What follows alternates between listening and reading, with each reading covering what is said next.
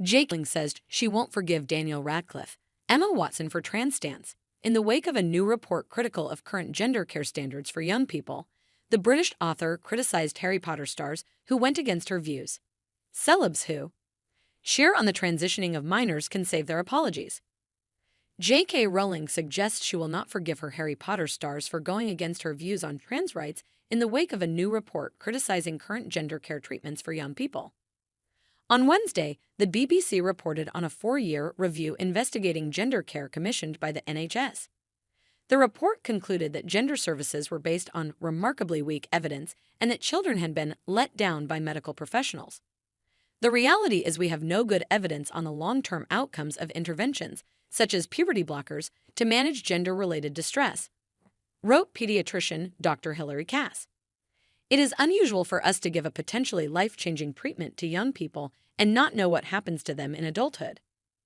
Rowling, who has drawn considerable fire in recent years for her outspoken and staunch social media campaign against certain aspects of the trans rights movement, issued several comments about the report on X. At one point, one of Rowling's followers said they were waiting for Harry Potter stars Daniel Radcliffe and Emma Watson, both of whom publicly broke with Rowling to issue comments supporting trans rights in 2020. To give you a very public apology, safe in the knowledge that you will forgive them. Rowling replied, "Not safe, I'm afraid." Celebs who cozied up to a movement intent on eroding women's hard-won rights and who use their platforms to cheer on the transitioning of minors can save their apologies for traumatized detransitioners and vulnerable women reliant on single-sex spaces. Rowling's comment came amid the author tweeting several times about the Cass report's conclusions in general. Over the last 4 years, Hilary Cass has conducted the most robust review of the medical evidence for transitioning children that's ever been conducted, Rowling wrote. Mere hours after it was released to the press and public, committed ideologues are doubling down. The consequences of this scandal will play out for decades. You cheered it on. You did all you could to impede and misrepresent research. You tried to bully people out of their jobs for opposing you. Young people have been experimented on, left infertile and in pain. I thought the last tweet was going to be my last, but I just burst into tears. The hashtag Cass Review may be a watershed moment, but it comes too late for detransitioners who've written me heartbreaking letters of regret. Today's not a triumph, it's the laying bare of a tragedy. And if I sound angry, it's because I'm bloody angry. I read Cass this morning and my anger's been mounting all day. Kids have been irreversibly harmed, and thousands are complicit, not just medics, but the celebrity mouthpieces, unquestioning media, and cynical corporations. In 2020, Radcliffe replied to a Rowling tweet about the issue. Transgender women are women.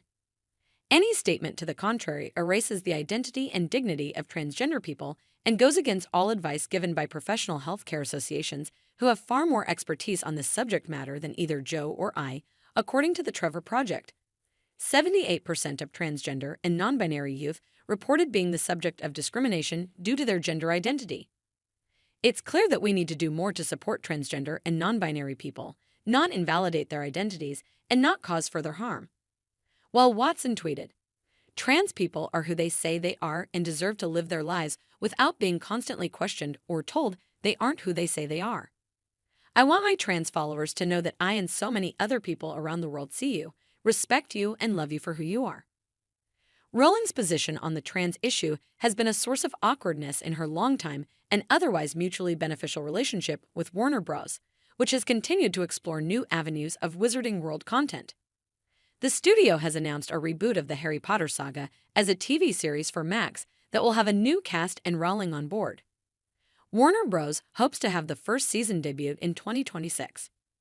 I was in London a few weeks ago with Casey Bloys, HBO and Max chief, and Channing Dungey, WBD TV chief, and we spent some real time with JK and her team, Warner Bros. Discovery chief David Zaslav said earlier this year. Both sides are thrilled to be reigniting this franchise. Our conversations were great, and we couldn't be more excited about what's ahead. We can't wait to share a decade of news stories with fans around the world on Max.